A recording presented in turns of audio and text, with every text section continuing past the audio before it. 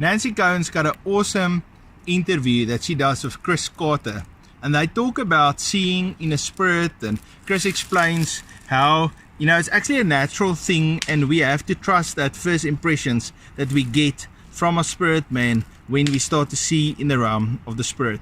And so today I'm going to listen to this interview between Nancy and Chris as I talk about seeing the spirit, because I know, and I know so many of you that's listening have an intense desire to see clearly in the realm of the spirit, and so that's why it's good for us to listen to this. So I want to invite you, listen with me as we walk down the river and we listen and we build up our faith.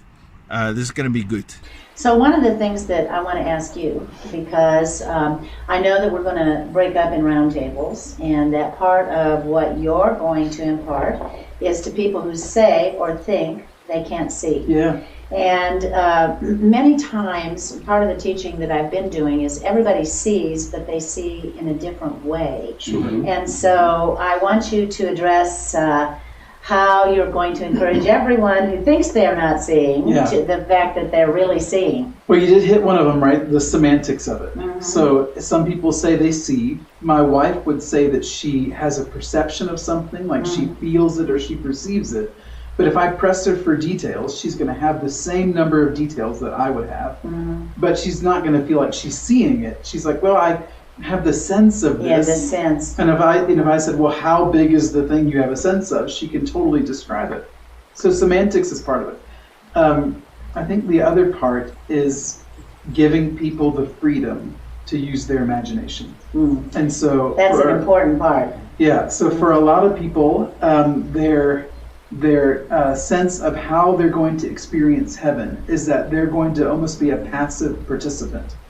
And then somehow the heavenly experience is going to come from out here and like hit them like a meteor. And then they're going to experience that. And so I try to get them, and I have like little tricks of the trade to do it, you know? Like to get them to stop being their own sort of mental policeman. And just acknowledge, because the stakes are so low, especially early on. Like we've never done this and someone came out demon possessed. You know what I mean? So the stakes are really low. So like, what do you have to lose? Like, just trust your first impressions for right now and let's see where it goes, you know? And even when they go, well, it's just blank. Like, you know, God bless the folks that feel like their imagination doesn't exist anymore. Typically it's because it was drilled out of them. And sometimes they were told that not to get into their imagination. Sometimes even trauma can drill that out of a person. So sometimes I'll, you know, and I tell them when I'm doing it, so I'm not being super sneaky, but I do tell them, okay, I'm going to trick you, you know, but what I want you to do is I want you to pretend that there's a canvas in front of you and you're the painter. So where do you want your scene with Jesus to be? And I put all of the control in them. And so for a lot of Christians, that feels like we're usurping something. Unless maybe we realize we're coming into this age where we will be renewed in every aspect. So at some point, we have to believe the work of the Christ in us, that our will and our intellect and our emotions will one day and maybe are starting to become as trustable as we would only expect the Holy Spirit to be up till now. And so I'm trying to sort of go, at some point we have to grow up. At some point you've got to take this gift that's in here and uncork it and let it loose to do what it's supposed to do. Now, we're always testing the fruit. You know, we're just not going to go chase whatever it is and have some being tell you to do something that's not matching up with the fruit of the Holy Spirit. But just lots of different ways to get someone to give themselves permission, because that's normally the only block that we find is that, you know, that like you said, everyone's got the same spiritual muscle with which they can see another dimension that just happens to be the one Jesus ascended to, you know. But it's just them giving themselves permission to do it. And I think even in good charismatic Christendom, we really just don't think that there has been a work, you know, that we're still waiting for something to happen. And then, you know, and the rest of it is, this is like a terrible message in America, right? But it's a spiritual discipline. It's not like you're not going to develop the practice of being in the heavens in a weekend revival setting. That's just not going to happen. It's going to happen that random Tuesday morning when you woke up, imagined where Jesus was in the room, and had a two-way conversation with him. And then that led to something, and then that led to something, and then 6 months later, you're walking in the garden and you feel like you can feel the grass underneath your feet. And you don't know how you got from all I see is fuzzy pictures to that, but it was just exercising a muscle, just like any other muscle that we would have. We might just call this muscle the imagination. Now, I don't want to give it away because it'll take too much time, but I'm sure I'll do it at some point this weekend. We'll just kind of diagram where the word imagination comes from, and it has a different root than what we know, and sort of the branches of that word tree, so that we can kind of realize why when we hear the word imagination we think one thing when in fact it means another. So I wanted to say something about what you said about the exercising of the muscle. Yeah. Because up until just recently, and I feel like there's just been this huge tectonic shift, but for years I would go in to teach corporate ascension and people would get so excited. And they'd go, oh my gosh, I actually looked into the face of Jesus. And they would just go on and on and on. And 2 years later, I'd come back to the same place again. And I'd say, how many people are ascending? And out of 200, there might be 2. Yeah. And so I would say, you mean to tell me you actually stood face to face with the creator of the whole universe and you don't want to go back? Yeah. And today, that's becoming less and less of a problem. Thankfully. But one of the 2 things that I wanted to approach about what you said about imagination, and the other is the exercising of the muscle. Because one of my favorite verses, and I try to communicate this to people so that they don't think we're up here and they're down there, that it took 40 years for me to be able to walk in some of the places that I'm walking. And what the Lord says is, strong meat belongs to those who are of full age, who by reason of the constant, unending exercising of the gift that is in them have learned. So it's an exercising thing. And actually the exercising, or the agreement to exercise, comes from the intensity of their desire. Because everything that you do in the realms of the spirit is totally dependent upon the depth of your desire. In the very beginning, and I want to just talk because you really brought this up, is that different people see different things. And the very first time I ever taught a corporate ascension, there were 4 of us that were heading up a global campaign, and they had never ascended in the terms that we would talk about it today. I actually believe we've been doing it ever since we were born. Yeah. But the issue is the acknowledgement of the experience. And so on the first day, we all got together, and it was the first time I was ever instructing them. And we all lay down, and 3 of us are like radical seers. So we're instantly caught up in, oh, I see this, and do you see that throne, and do you see that bridge, and let's jump in the river. But one of them, who was probably the global leader of this whole campaign, she didn't see anything. And so she came back down and she said, I don't understand why you guys are seeing all this and I'm not seeing anything. And I told her, don't worry. The Lord knows exactly what you have need of. So just trust Him that He's going to give you exactly what you have need of when you have need of it. So the second day, we get caught up again, and we are like on a the 3 of us are like having this cinematographic type experience, And again, we come down and she hasn't seen anything, and she's starting to weep. And she said, what's wrong with me? There's something wrong with me that you guys are seeing all of this, and I'm not getting anything. And I said, don't worry. The Lord knows exactly what you have need of. He's going to show you what you have need of, but trust Him, whether you receive much or whether you receive little. The third day, we got caught up, and the 3 of us didn't see anything. And she got the blueprint and the strategy for a 210-nation thrust to fulfill our assignment. And after that, whenever we would go up, because she was a different type of perceiver, she was more of a sensor. And to me, the sensors are like so accurate and so needed. But one time we came back down and she said, well, I didn't see anything but just like swirling colors. And I said, really?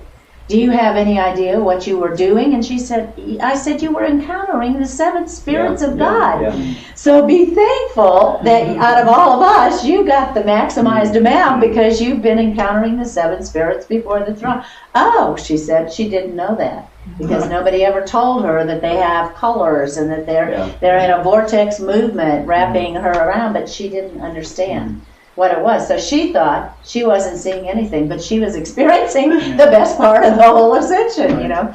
So I'm very excited that you're going to really, I think you're going to find a lot of people really migrating to that table, because we get calls all the time from people who say, well, I just don't feel like I'm seeing anything.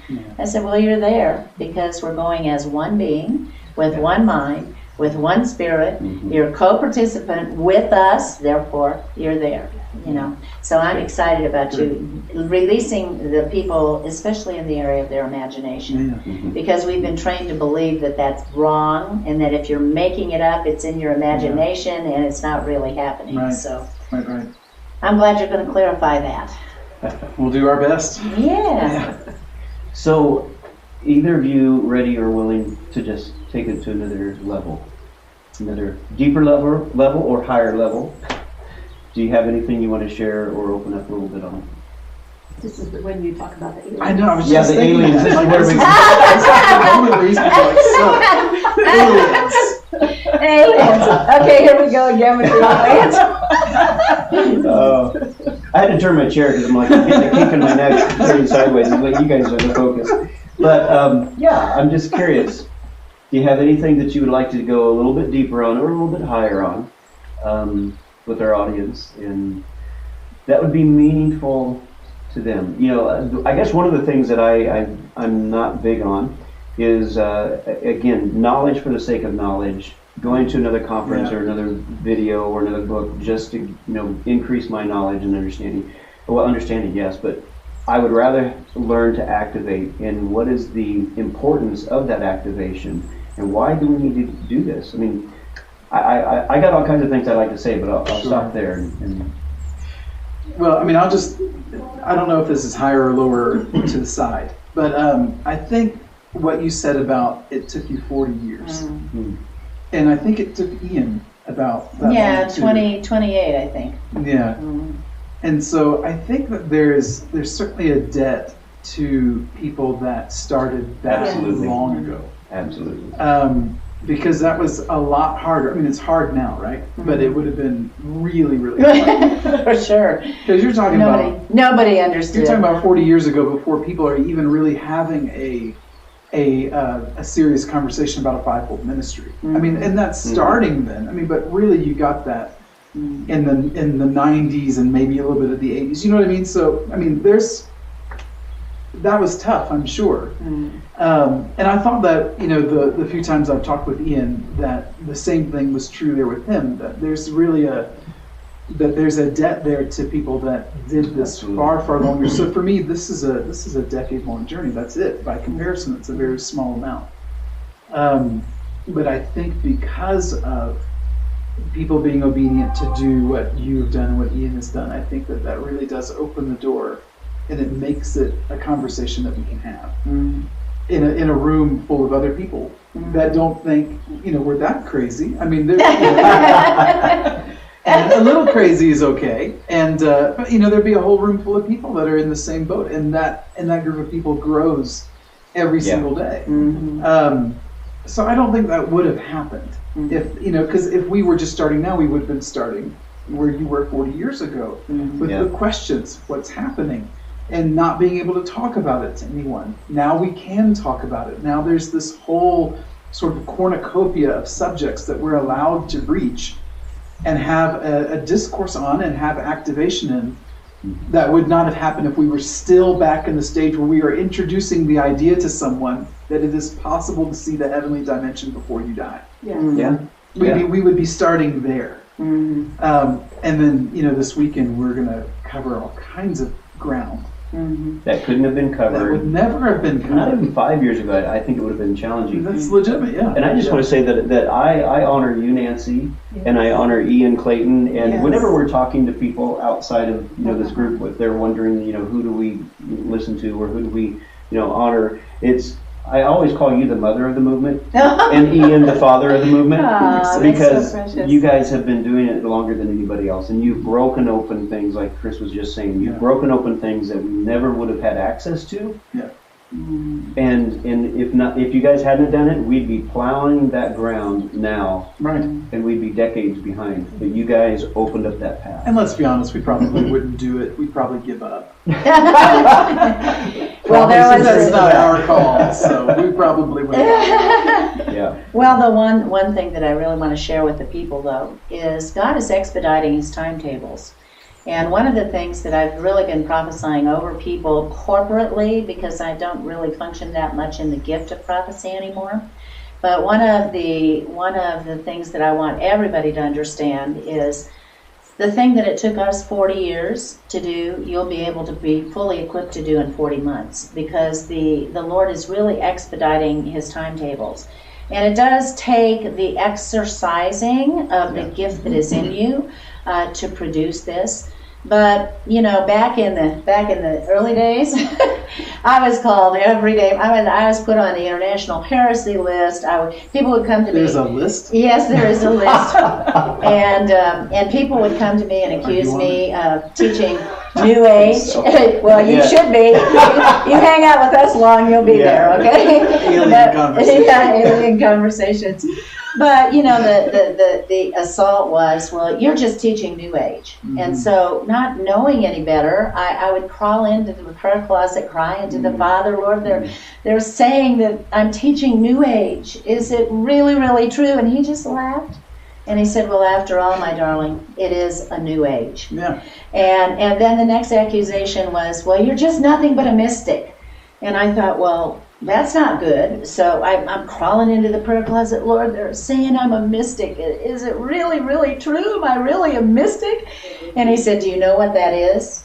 A mystic is someone who receives supernaturally derived information from unseen sources through communion with the divine nature. Like, so how after did- that, people would please, come tell up me and they'd that. say, you're a mystic. And I'd go, thank you. I'm so glad you understand that I have communion with the divine nature.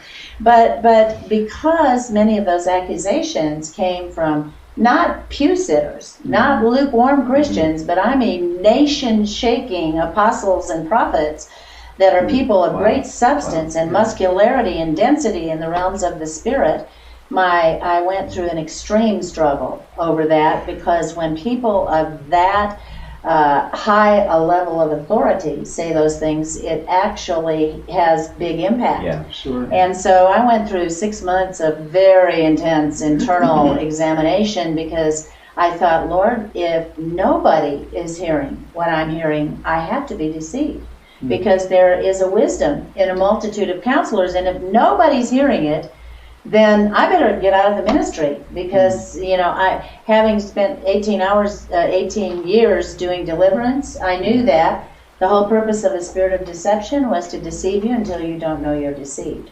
And so I actually came to the day where I was going to resign from ministry completely, because nobody was hearing what I was hearing. And I thought, well, I have to be wrong, because somebody out there has to be hearing this.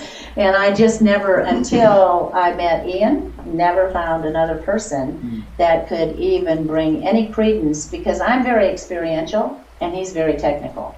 So because I've had all of these experiences, and I would try to relate them to people, and they'd say, you are making that, you just had a dream about that, that's not real, you can't do that.